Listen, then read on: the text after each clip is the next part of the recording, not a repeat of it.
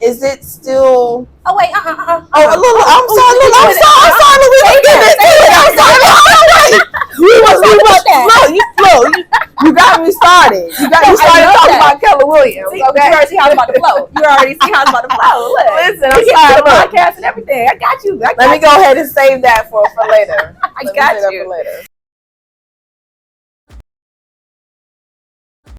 Hello, family. Welcome back to In the City Magazine. It is your girl, Moshua Lori L, aka Molo. And today I am so grateful to be here. This young lady runs the top realty group with Keller Williams Realty of Atlanta. Look, that's such a tongue twister for me.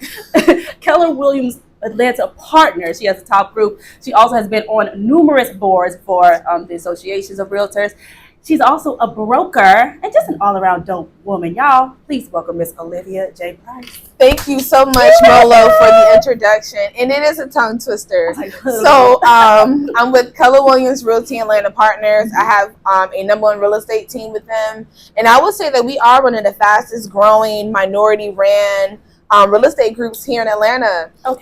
Under 30. We've been doing it under 30. Yes. So the work that we've been doing in the background and to see it into fruition has been a blessing. Yes. Honestly, because real estate hasn't been easy at all, at all, especially in the market that we're in now. You know, I know you've seen it with prices, and I don't know how long have you been in Atlanta? I've been here 13 years now. Okay, so I'm pretty sure you've seen prices when. I remember when my apartment was $900. I remember. Come on.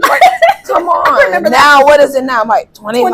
Yeah, come on. Don't make me cry. This scared. Come on. So we've all been feeling the pressure in terms of our economy. But one thing I can say is that with the plan that we have for our clients and the way that we predict our 2025 year to be, we're encouraging everyone. This is still a good time to go out there and purchase some property, get into investments, especially if you are in that renting field. So I encourage everyone to. So look, I definitely want to get more into this, but let's go back to the beginning. So when it comes to realty, first of all, who were you before you were a real estate agent, and what made you transition into the field? What made you choose it? That's a good question. So initially I was in car sales. Really? In car sales? Yep. I sold for Molo, Georgia Ford for several years. Good experience, but I was a new mom at that time, and it was a lot. Okay. And at that time, my husband was like, look, you either need to choose to, stay at your job or me. It really was that. Because if you know anything about car sales, you're there like for 12 hours a day, right? And it can have a toll on your relationship. So at that time, I decided that, hey, let me step out. And that's when I got my insurance license and started working for State Farm. I was with State Farm for only, I would say, almost a year and a half. And it just wasn't for me. I was licensed in property casualty and life and health. And I just felt at that time I could do a little bit more. Okay. And that's when I ended up getting into real estate, and I never looked back. See, that almost sounds like a natural progression because you've always been in sales. Yes. And I had this question because I feel like sometimes you'll hear people be like, oh, you'd be great at being a realtor, because of certain occupations. Do you feel like certain occupations have certain propensities that are easier to transition into realty? And if so, what do you think? Like, what kind of occupations do you see the most that transition into realty more fluidly? Well, I would say all of them. Yeah, really. Because even when I was in insurance, I had some of my colleagues go into real estate. Okay. And I did have colleagues when I was selling cars going to real estate. So, and even coming from a 9 to 5, you go into real estate. I'm a bartender. They're like, go to real estate. Come on. I'm just saying because people skills, right? Yes. And also, too, that's very true. I feel like real estate is a gateway industry. Okay. Honestly. Because it's endless, first off. And also, if you're... It is endless. I mean, there's so many realms that you can do when you get into real estate. I just think getting the license is the basis of it, you know, because it's appraisers, home inspectors, lending, banking, all that. Yeah. But in terms of what we were talking about originally, I would say that when I got into car sales, when I was going through the decision of leaving car sales and entering into a new industry, my husband was like, how about real estate? But at that time, and at that time, I just wasn't ready. I wasn't. I was a new mom, like I told you. I just wanted something that would be just an easier transition. I did know, even though I don't have many family members who's in real estate, but I did just have a feeling that it was going to take a lot of more effort to do it or to be successful in it. So I didn't choose that route. So I just went to insurance and then real estate being my last rodeo. Yes. This is it. Well, clearly you've been doing your thing. You've been killing the game in this real estate. And, I do feel like so many people jump into it because everybody's like, oh, you should do it. But, not too many are like flourishing the way that you are. What do you feel like separates the real estate agents that are just doing it and the ones that are like flourishing in it? Like, what do you feel like makes the real top sellers separate themselves from the others? That's a good question.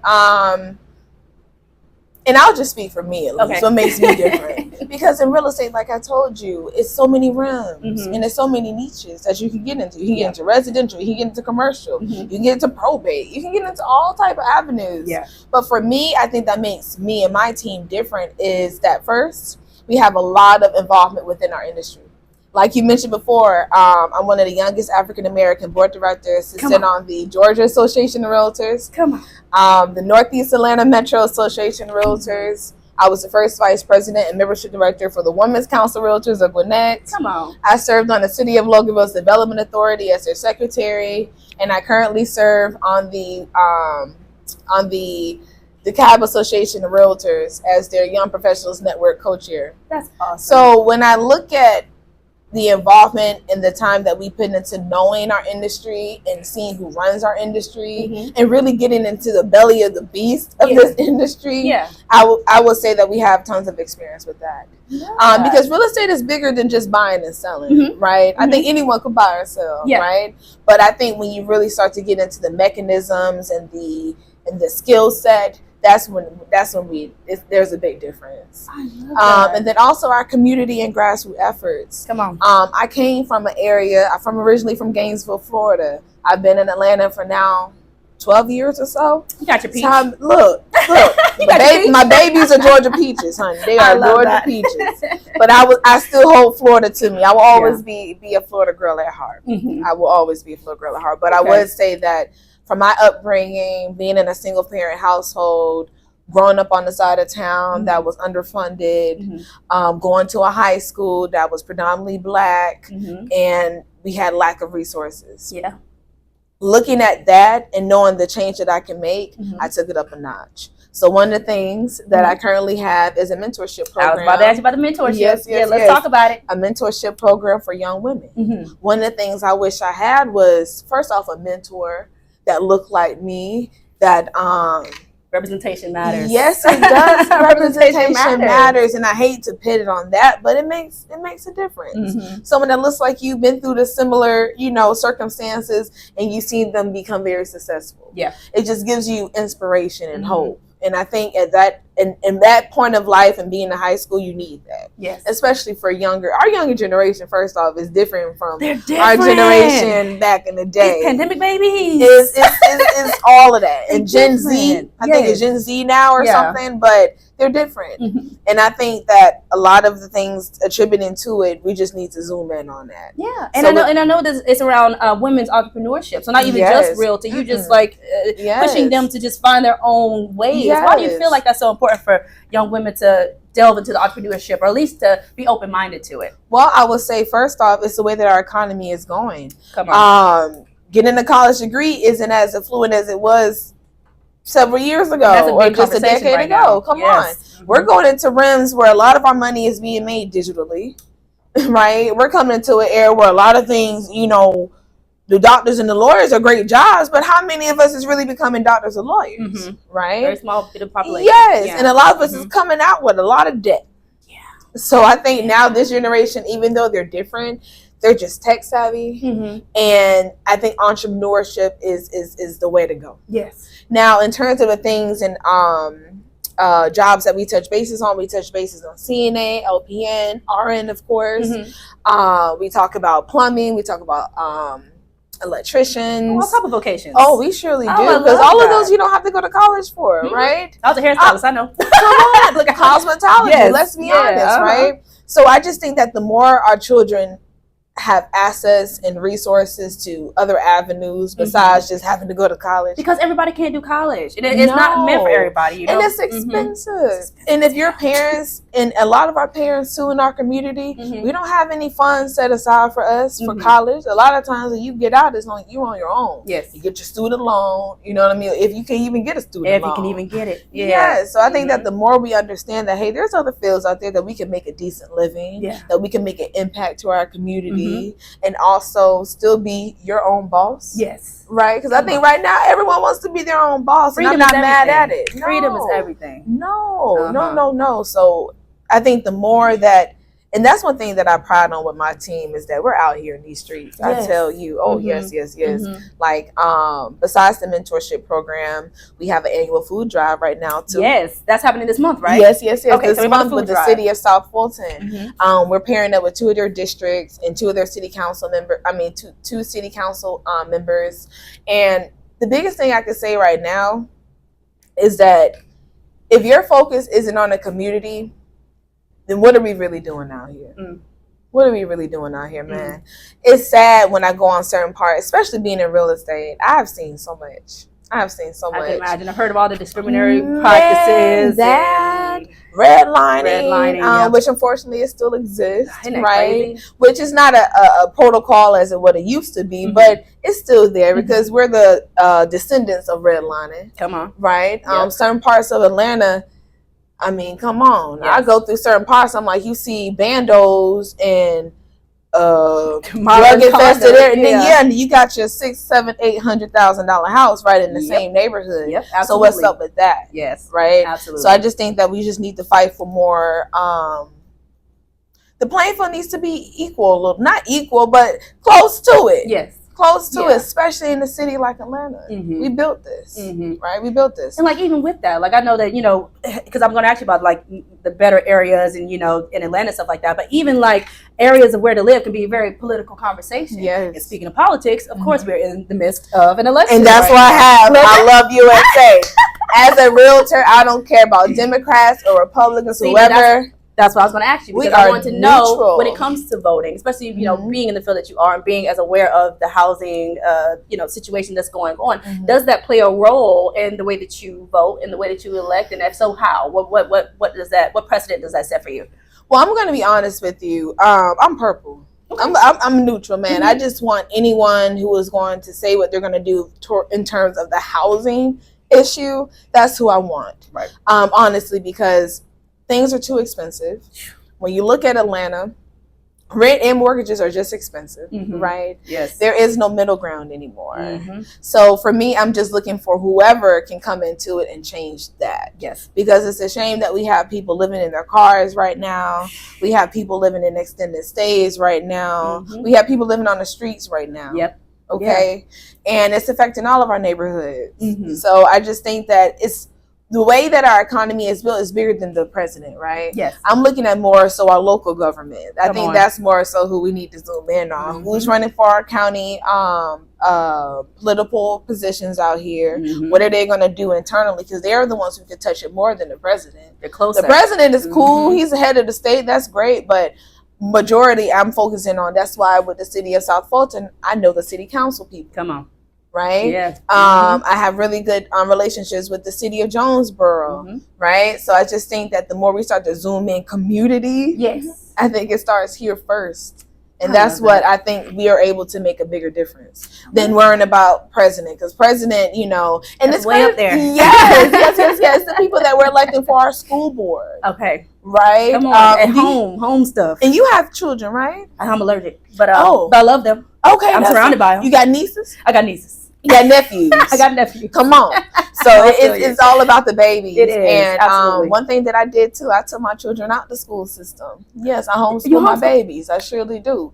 A good family friend of mine told me it was imperative that I do so because I was experiencing some problems with my child. Hold on. We got a whole nother pause. We're gonna talk about school systems and how it works in real estate and why you need to understand the importance of how the two go together. Absolutely. But I gotta take a break. We're gonna come right back because she's about to delve into a whole other conversation I want to talk about. I told you once we get started, I'm here. I love my mind is going a mile a minute. I love that. Y'all already see what's going on with me and Olivia J. Price. We'll be right back with In the City Magazine. Whoa. Wait. Your magazine is moving. Yeah, you just caught the new technology by Art Emerge. This is the brand new cover of In the City Magazine featuring Killer Mike. And Art Emerge has made it so that the artwork comes to life. All you have to do is download Art Emerge on your phone and you can see the In the City Magazine come to life. Oh my God. In the City Magazine. The one and only.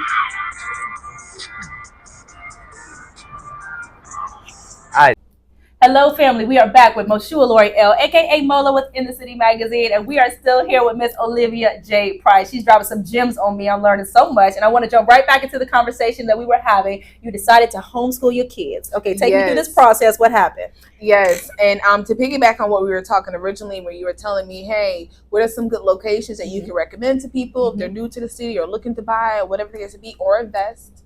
I will tell you that at that time, when me and my husband were looking for properties, we were buying our home. We already lived on another part of town of Northeast Atlanta, but then we moved to a different part of town. And we thought that would be a great place to raise our children. Great school district, just an overall great city.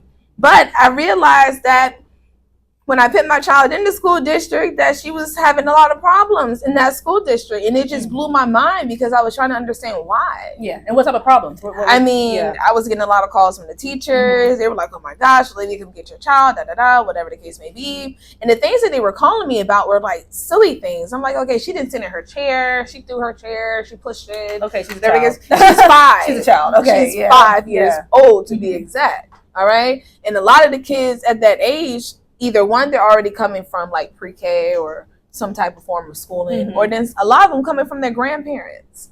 All right. So a lot of times when you have these little babies going into school now, it takes time to adjust. Yes. And I just feel as though you have to give kids that opportunity to adjust. But literally, I started getting calls like maybe the 3rd week in school, the 4th week in school. And I realized that they started recommending certain programs to my child that I just didn't think would be a good fit for her. And at that time, with me being a newer parent to a child that's going to school, I did happen to put her in a program, which is the IEP program. I didn't know any better.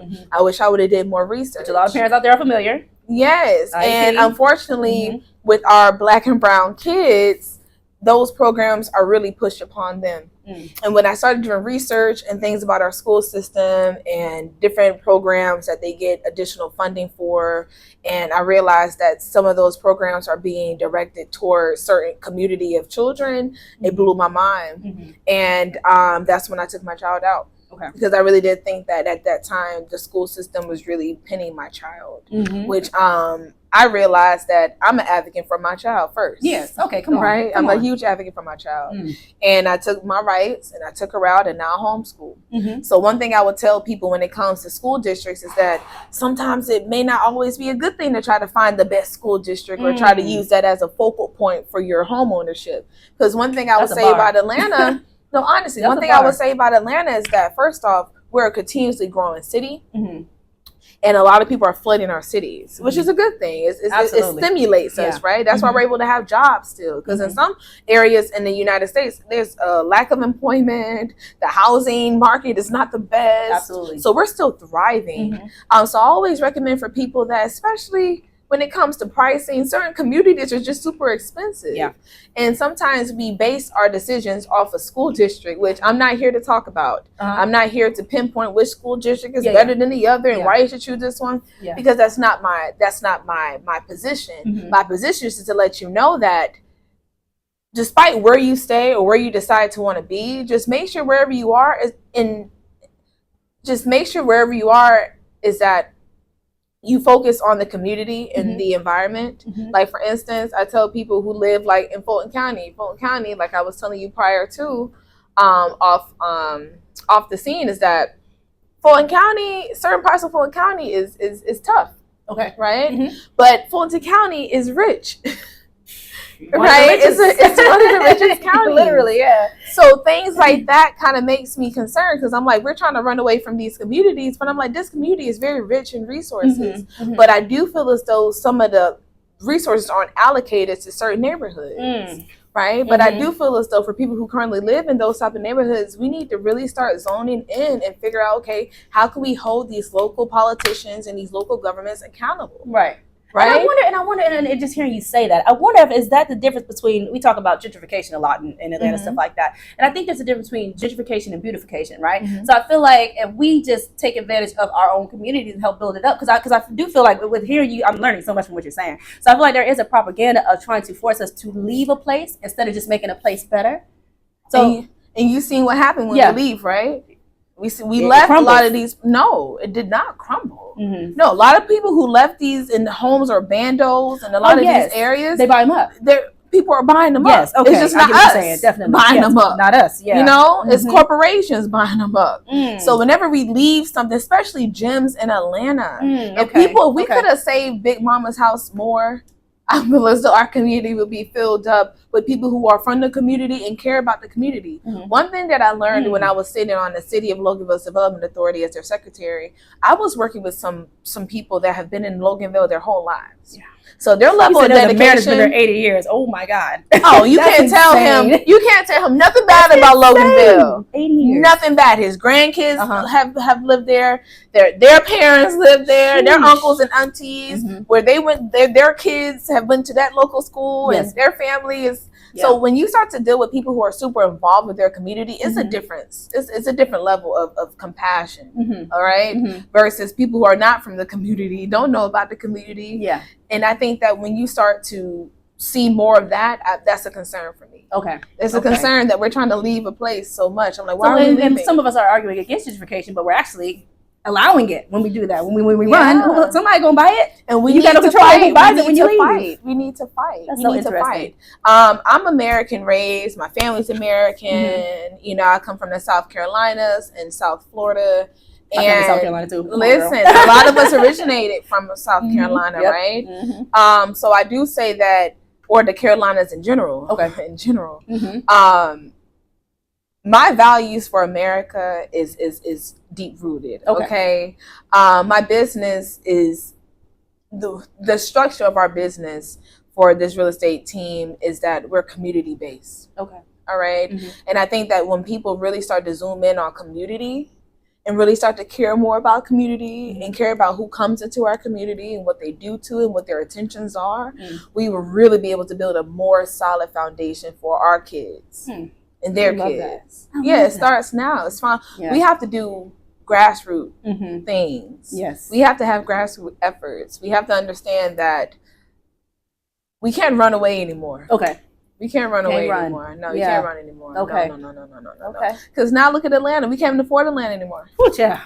Come on. If we knew Atlanta was going to turn economically the way that it turned, I think most people would have kept their properties. I think most people would have said, you know what, I'd rather rent it out. I'd rather rent it out than to sell it. Oh man, I'd rather rent it out before selling it. Gems, honey, coming from a realtor, but not only a realtor, because my sister's a broker now.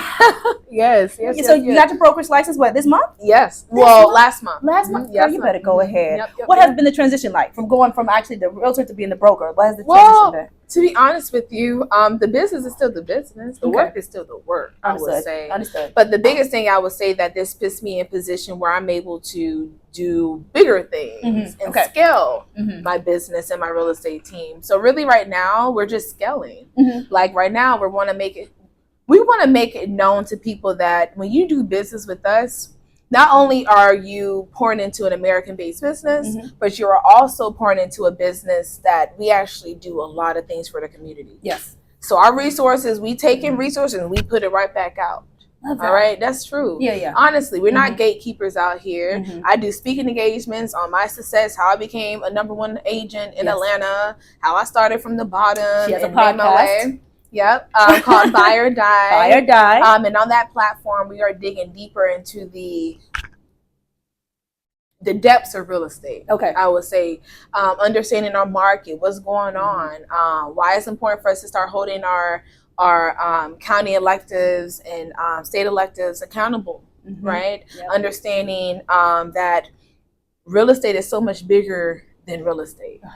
And she was even, during the break, we kind of had a chit chat about this because I even attempted real estate school at one point. I gave up. I think about doing it again. But, you know, like you said, the actual school that you go to is drop in the bucket because it's so much more beyond that once you actually get into the practice of it. She was just letting me know all the different whole process. And yeah, it's such and money that you have to pay out for. And money that you got to pay out. You need to know that. You do because it's real estate is so much bigger than real estate. Yeah. And that's why I have my mentorship program where I'm teaching children about real estate and the different realms that you can get into. Yeah. Because there's so many avenues that you can get throughout real estate. It's not just getting your license. It's bigger than just getting your license. That's just the bare minimum. Right. And we even chit chat about how marketing is such an important part of realty that people don't necessarily consider. So I do want to talk a little bit about that. Like when you're doing your marketing for your realty, like what are some of the systems that you like to follow? Like what is the importance of marketing in the business? Like I just want to kind of touch on the marketing aspect of it. So marketing is major. Marketing, I would say, is probably number one in terms of your business, or should be in terms of your business. Everything revolves around marketing. When you see Coca-Cola, when you see State Farm, when you see Ford, you think about their brand. Yeah. Right? And that's one thing that we do. We are brand focused. Come on, brand. We are brand focused. And being on platforms like yourself brings awareness to what we do, right? Yes. That's marketing. Yes. Making sure that, like, one of the things that we do on our real estate team is that we do lunch and learns. We do lunch and learns. We do. Where we're providing lunches to our community and talking about real estate. That's different programs, because there's so many programs available for people. You're talking about and I think right now too, some people are like, oh my God, is it really a good time to buy? I always tell people it's always a good time to buy. It's always a good time to buy because yesterday's price is not today's price. And you have seen it. You've been in Atlanta for 13. Yes. A decade and some change. Yep. A decade and some change. That's it. So you've seen the prices when you got here, like we talked about prior to. So when you start to understand that, I think that you start to have a different perspective on things. Where do you think that mentality comes from? Where they feel like this is a time, this is not a time? Like where does that derive from? Well, to be honest with you, I think when you start to listen to the fake news, that's what I think. It's a lot of fake news out there, and I think that it depends on who's speaking, right? You have some people that's been in real estate for like like they're second generation real estate, they're third generation real estate. So when you have someone talking to you that's already been in real estate, their money is great, they have all these things set up. They're like, oh, well, you shouldn't get a mortgage, you shouldn't do this. And I'm like, okay, well, hold on, wait a minute. We're on two different plateaus, right? Where you're talking to your mom, your dad, someone that's been working, paying taxes in this society. Right? That may not have $100,000 cash to put on a home. Right. It's not everybody's reality. Right? No, it's not. So we're talking it depends on your audience. Okay. Right? A lot of my audience, we're talking to people, civil workers, state workers, first responders, right? Who are literally working day to day to make ends meet. So we're talking to people like that. Let's be real. You might be good for you to get a mortgage because that gives you some type of leverage within our society. Right? It might not be the leverage of someone who could buy their house cash or whatnot, but it's some leverage. But deal with your level. Come on. Deal with your level. Come on. Start where you at. Come on. But I think that could be discouraging for some people. They're like, well, maybe I shouldn't. I'm like, no, that's to discourage you. No. That could be intentional discouragement. I know what it done for me as a first-time home buyer at 23 years old. 23. And the things that I accomplished through it and what I'm able to do with that leverage. I bought my house for me and my husband bought our house for $210,000.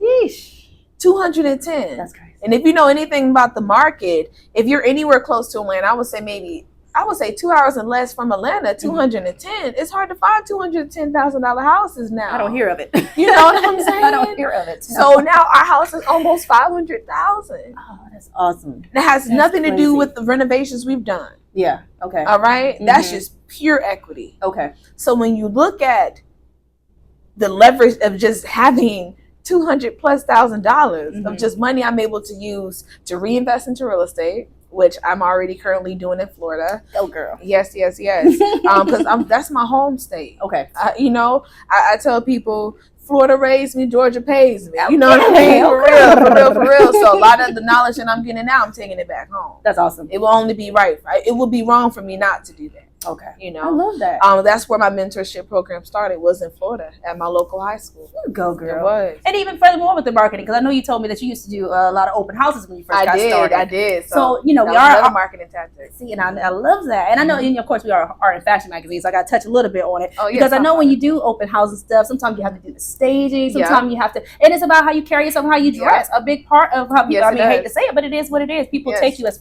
face value typically. They do. So what do you feel like fashion plays a role in being a real estate agent? It plays a big role. It plays a big role. And that's one thing I can say too, with my position, is that when you're looking good, you're feeling good. Because you see it. Okay. Because you see it. When you're looking good, you're feeling good. But I don't focus my attention on that. I just think it happens naturally. Okay. Right?